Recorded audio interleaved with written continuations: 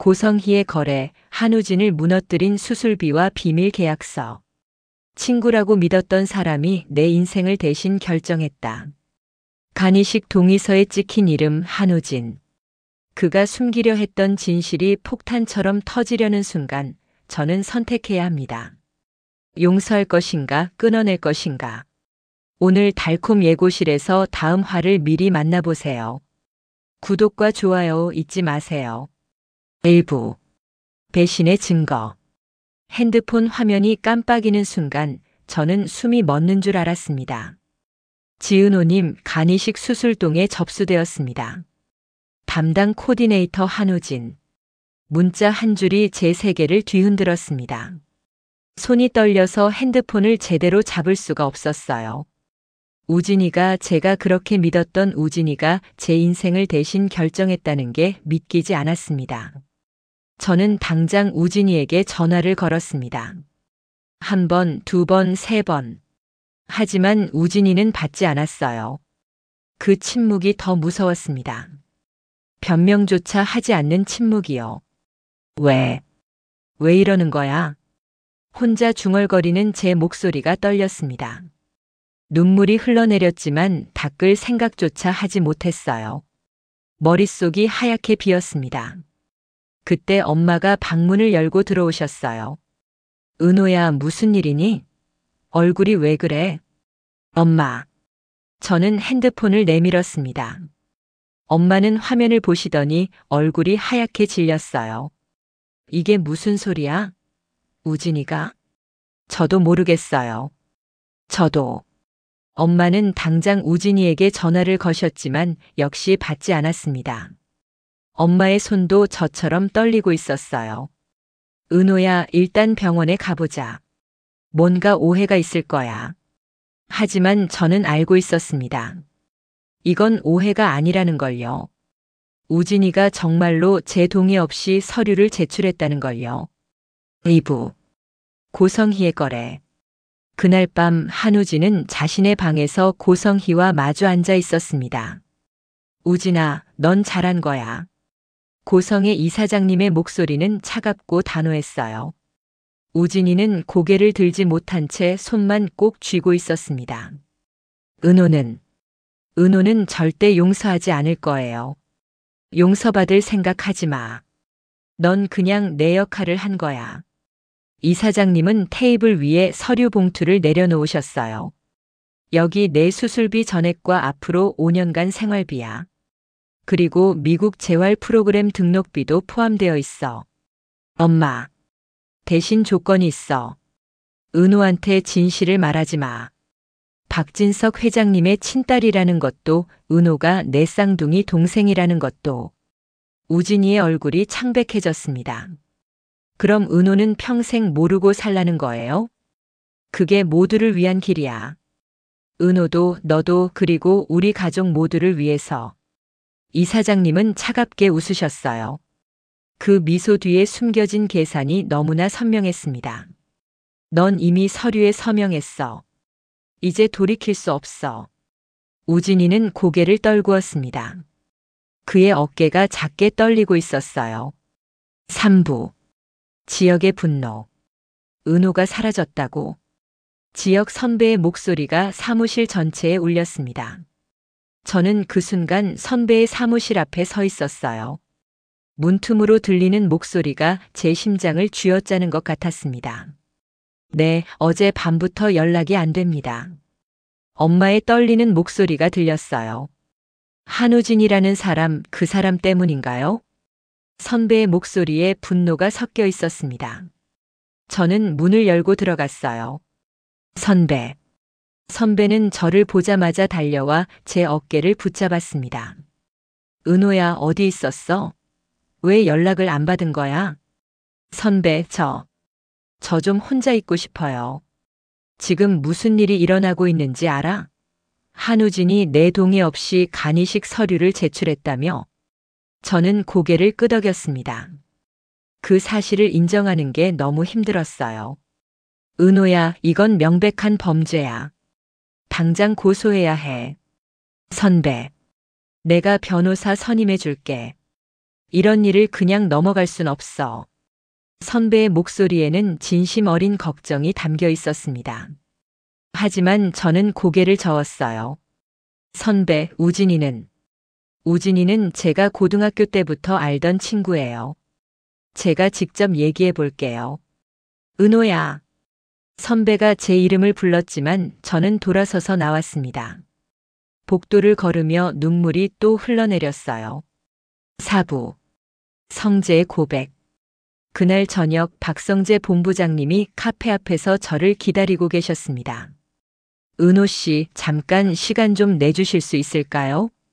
본부장님. 저는 본부장님과 함께 카페 안으로 들어갔습니다. 조용한 구석자리에 앉았어요. 은호 씨, 한우진에 대해 알아봤습니다. 네. 그 사람 지금 상태가 심각해요. 간 기능이 많이 악화됐고 이식 수술을 받지 않으면 6개월을 버티기 힘들다고 합니다. 제 심장이 철렁 내려앉았습니다. 그래서 제 동의 없이 서류를 낸 거예요? 아마도요. 하지만 은호 씨, 이건 변명이 될 수 없어요. 본부장님의 목소리는 단호했습니다. 사람의 생명이 급하다고 해서 다른 사람의 선택권을 빼앗을 순 없습니다. 그건 명백한 잘못이에요. 본부장님, 은호 씨가 용서하든 안 하든 그건 은호 씨의 선택입니다. 하지만 전 은호 씨가 이 일로 상처받는 걸 보고 싶지 않아요. 본부장님은 제 손을 살짝 잡았습니다. 따뜻한 온기가 전해졌어요. 제가 옆에 있을게요. 은호 씨가 어떤 결정을 내리든 전 은호 씨 편입니다. 그 말에 눈물이 또 터져 나왔습니다. 저는 고개를 숙인 채 한참을 울었어요. 5부. 출생의 비밀. 다음 날 저는 병원에 찾아갔습니다. 직접 확인하고 싶었어요. 정말로 우진이가 제 이름으로 서류를 제출했는지, 그리고 왜 그런 일을 했는지 알고 싶었습니다. 병원 코디네이터 선생님은 저를 보자마자 당황한 표정을 지으셨어요. 지은호님 오셨군요. 한우진님과 통화가 안 돼서 걱정했는데. 저는 간이식 동의를 한 적이 없습니다. 네. 하지만 여기 동의서가. 선생님은 서류를 꺼내 보여주셨습니다. 분명히 제 이름이 적혀 있었고 서명란에는 낯선 글씨가 있었어요. 이건 제 서명이 아닙니다. 그럼 이건. 선생님의 얼굴이 심각해졌습니다. 일단 확인해 보겠습니다. 혹시 시스템 오류일 수도 있고. 그때 선생님이 다른 서류를 꺼내셨어요. 참고로 지은호님 혈액형 검사 결과가 나왔는데요. 박진석 회장님과의 적합도가 거의 완벽하게 나왔습니다. 네. 보통 이 정도 적합도는 직계 가족 사이에서나 나오는 수치인데 혹시 회장님과 혈연 관계가 있으신가요? 저는 얼어붙었습니다. 박진석 회장님? 박성재 본부장님의 아버지. 그분과 제가 혈연 관계라고. 그럴 리가 없는데요. 확실합니다. DNA 검사 결과도 99.9% 일치합니다. 그리고 선생님이 잠시 망설이시더니 말을 이었어요. 한우진님과 지은호님의 DNA도 비교해 봤는데 쌍둥이 수준의 일치율이 나왔습니다. 쌍둥이요? 제 목소리가 떨렸습니다. 네. 의학적으로 볼 때 두 분은 일란성 쌍둥이일 가능성이 높습니다. 선생님의 말이 귓가에서 맴돌았습니다. 머릿속이 하얗게 비었어요. 제가 우진이와 쌍둥이라는 말씀이신가요? 정확한 건 회장님과 직접 상담을 해보셔야 할 것 같습니다만 의학적으로는 그렇습니다. 저는 의자에 주저앉았습니다. 다리에 힘이 풀렸어요. 6부. 두 엄마의 대면. 그날 저녁 엄마와 고성의 이사장님이 마주 앉았습니다. 저는 두 분 사이에 서 있었어요. 이게 무슨 소리예요? 은호가 박진석 회장의 친딸이라니? 엄마의 목소리가 떨렸습니다.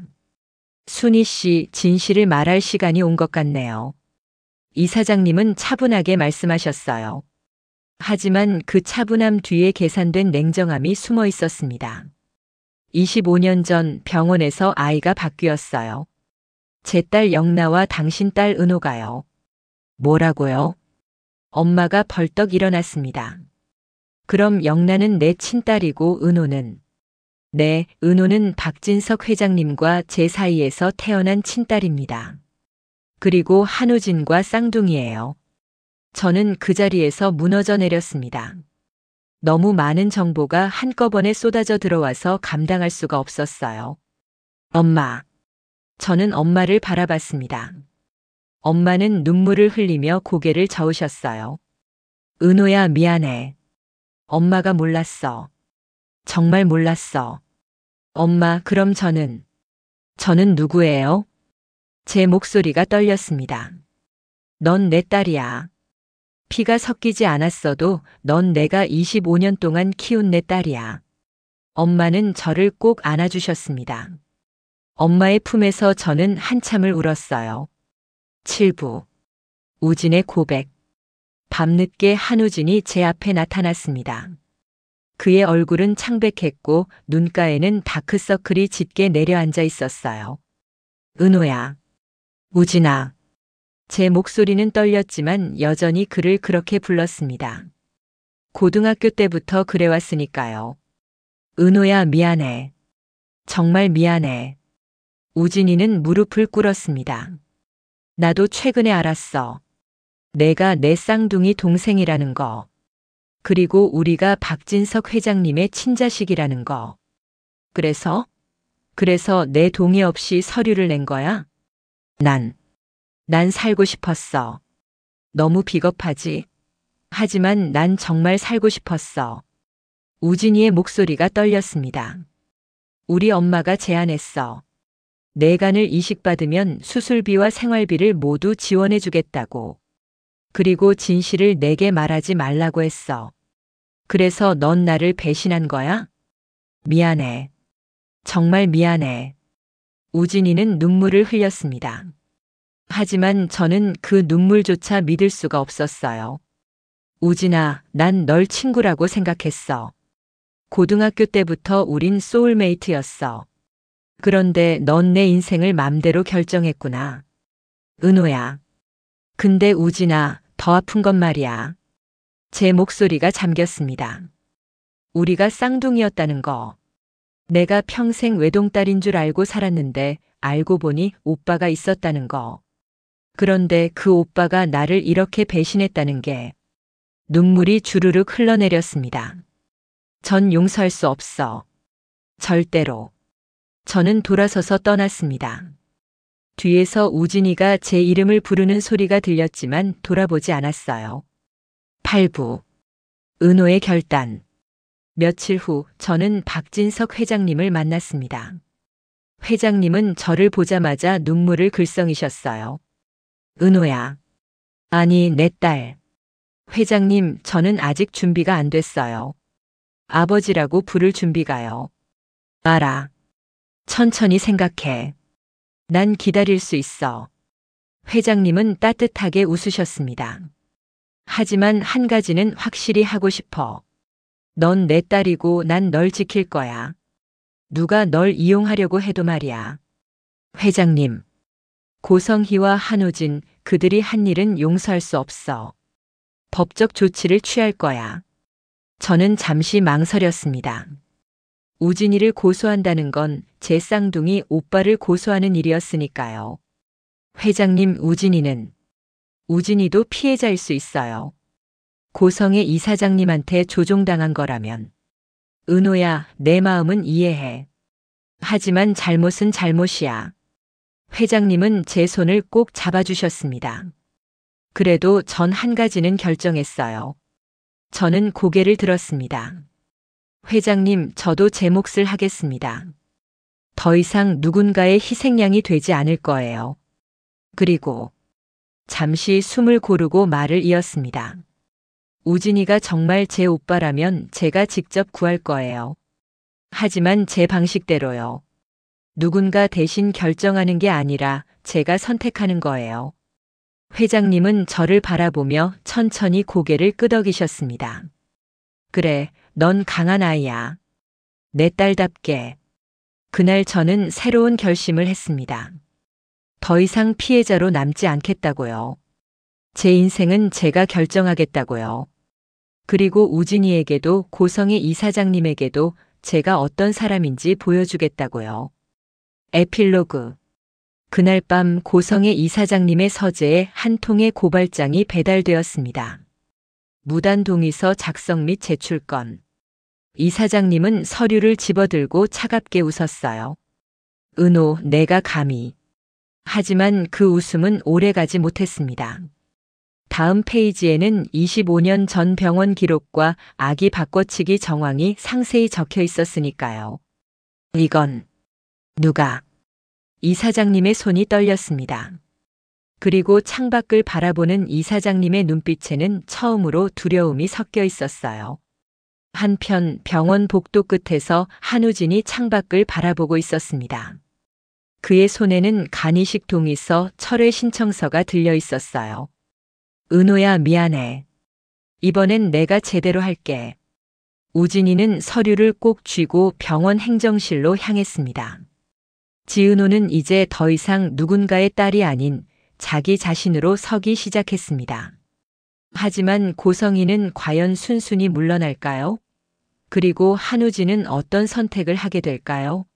34화에서는 더욱 치열한 법정 공방과 쌍둥이 남매의 진실이 펼쳐질 예정입니다. 여러분의 생각은 어떠신가요? 은호가 우진이를 용서할 수 있을까요?